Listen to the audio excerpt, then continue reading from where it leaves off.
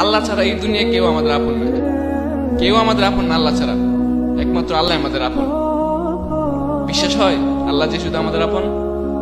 দেখবেন আপনি যদি কারোর জন্য কান্না করেন, সেই মানুষটা আপনাকে দুর্বল ভেবে আপনাকে আরো আঘাত করবে, হয়তো আপনাকে সাথে সাথে সান্ত্বনা দিবে, কিন্তু দেখবেন এই ব্যক্তিটাই পরে আবার আপনার কাটা জায়গায় মুচিটা দিবে।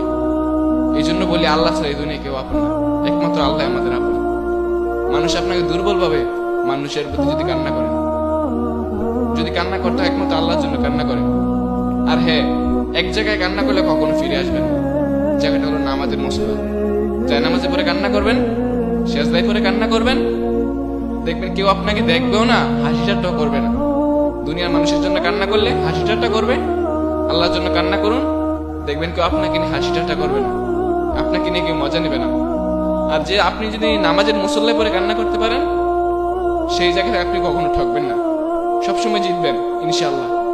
হয়তো সাথে সাথে পাইবেন, না হয় একটু পরে পাইবেন, কিছুদিন পর পাইবেন। আর যদি কিছুদিন পর না পান, ইনশাআল্লাহ কাল হাসরের ময়দানে পাইবেন, কিন্তু পাইবেন। দুনিয়ার কারোর জন্য কান্না করে তাকে পাওয়া যাবে না। যদি কান্না করে পাওয়া যায়, একমাত্র আল্লাহকে পাওয়া যাবে, আর কারো করে এই দুনিয়ার কাউকে কান্না করে পাওয়া যাবে। আপনি দেখেন, আমার কথাগুলো মিলেন, একমাত্র যদি কান্না করতে হয় আল্লাহর জন্য কান্না করবেন। আর যদি আল্লাহর জন্য আপনি যদি একটা ফোঁটা চোখের পানি দুনিয়ার জমিনে ফালাইতে পারেন, সেই চোখের পানিটা আপনার নাজাতের উসিলা হয়ে যাবে ইনশাআল্লাহ।